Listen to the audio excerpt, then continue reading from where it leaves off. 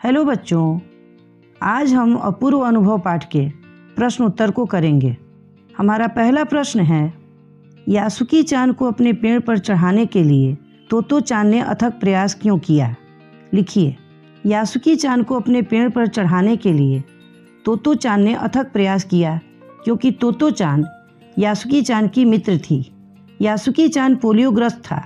वह चाहकर भी पेड़ पर नहीं चढ़ सकता था, जबकि जापान के शहर तोमोए में हर बच्चे का एक निजी पेड़ था, परंतु यासुकी चान के पास अपना कोई पेड़ नहीं था।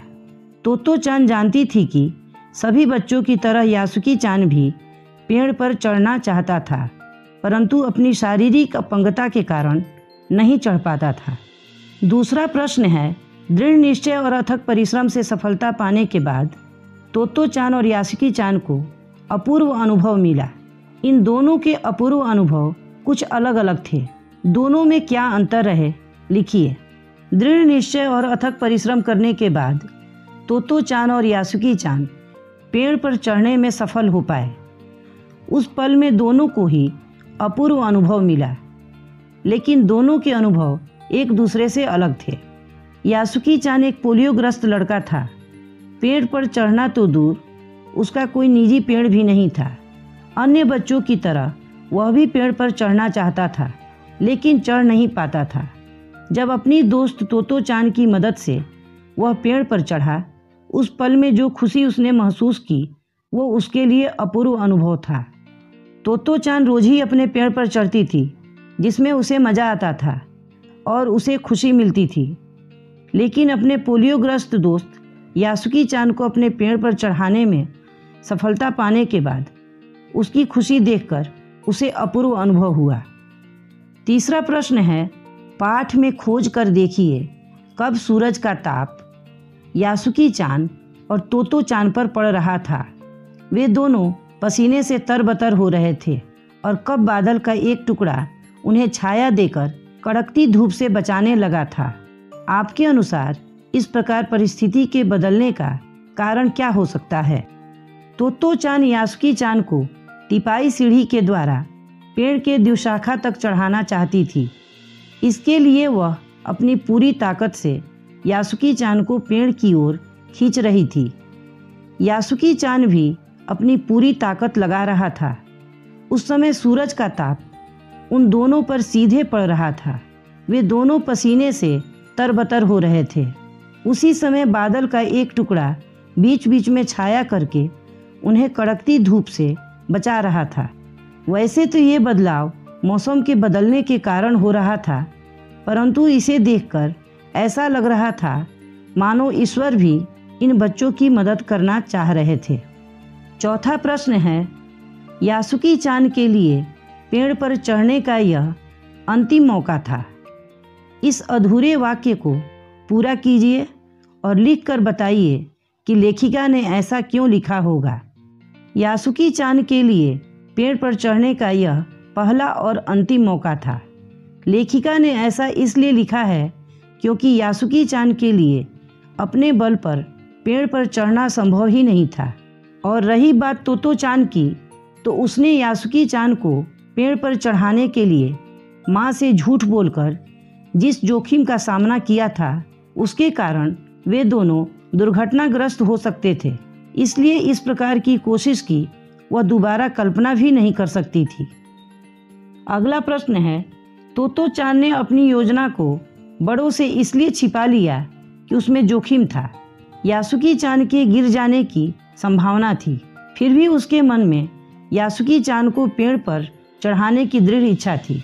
ऐसी दृढ़ इच्छाएं बुद्धि और कठोर परिश्रम से अवश्य पूरी हो जाती हैं। आप किस तरह की सफलता के लिए तीव्र इच्छा और बुद्धि का उपयोग कर कठोर परिश्रम करना चाहते हैं? हमें जीवन में किसी भी काम में सफलता पाने के लिए दृढ़ इच्छा शक्ति, बुद्धि एवं कठोर परिश्रम की आवश्यकता पड़ती है। विद्यार्थी परीक्षा में सफलता पाने के लिए इनका उपयोग करते हैं। इस प्रश्न के जवाब में विद्यार्थी अपनी अपनी राय भी दे सकते हैं। अगला प्रश्न है, हम अक्सर बहादुरी के बड़े बड़े कारनामों के बारे में सुनते रहते हैं, लेकिन अपूर्व अनुभव कहानी एक मामूली बहादुरी और जोखिम की ओर हमारा ध्यान खींचती है। यदि आपको अपने आसपास के संसार में कोई रोमांचकारी अनुभव प्राप्त करना हो तो कैसे प्राप्त करेंगे? इस प्रश्न का उत्तर विद्यार्थी अपने आसपास के वातावरण से प्राप्त अनुभव के आधार पर स्वयं लिखें। अगला प्रश्न है, अपनी माँ से झूठ बोलते समय तोतो चान की नज़रें नीचे क्यों थीं? माँ से झूठ बोलते समय तोतो चान की नज़रें नीची थीं क्योंकि उसे इस बात का डर था कि यदि वह माँ से नज़रें मिलाकर ये बातें कहती तो उसका झूठ पकड़ा जाता और उसका अपने मित्र यासुकी चान को अपने पेड़ पर चढ़ाने की योजना सफल नहीं होती। अगला प्रश्न है, यासुकी चान जैसे शारीरिक चुनौतियों से गुजरने वाले व्यक्तियों के लिए चढ़ने उतरने की सुविधाएं हर जगह नहीं होती, लेकिन कुछ जगहों पर ऐसी सुविधाएं दिखाई देती हैं। उन सुविधाओं वाले जगहों की सूची बनाइए। शारीरिक चुनौतियों से गुजरने वाले व्यक्तियों यानी दिव्यांगों के लिए चढ़ने उतरने की सुविधाएं हर जगह तो नहीं होती हैं, परंतु कुछ जगहों पर ऐसी सुविधाएं देखने को मिलती हैं, जिनमें प्रमुख स्थान हैं मेट्रो स्टेशन, अस्पताल, विद्यालय, रेलवे स्टेशन, हवाई अड्डा इत्यादि। मेट्रो स्टेशन में दिव्यांगों को चढ़ने उतरने के लिए एक विशेष प्रकार की लिफ्ट लगी होती है। अस्पताल, विद्यालय एवं स्टेशनों पर ढलान वाली सीढ़ियाँ एवं व्हीलचेयर उपलब्ध रहते हैं। हवाई अड्डों पर भी व्हीलचेयर एवं ढलान वाली सीढ़ियाँ उपलब्ध रहती हैं। अगला प्रश्न है, द्विशाखा शब्द द्वि और शाखा के योग से बना है। द्वि का अर्थ है दो और शाखा का अर्थ है डाल। द्विशाखा पेड़ के तने का वह भाग है जहाँ से दो मोटी मोटी डालियाँ एक साथ निकलती हैं। द्वि की भांति आप त्रि से बनने वाला शब्द त्रिकोण जानते होंगे। त्रि का अर्थ होता है तीन। इस प्रकार 4, 5, 6, 7, 8, 9 और संख्यावाची संस्कृत शब्द उपयोग में अक्सर आते हैं।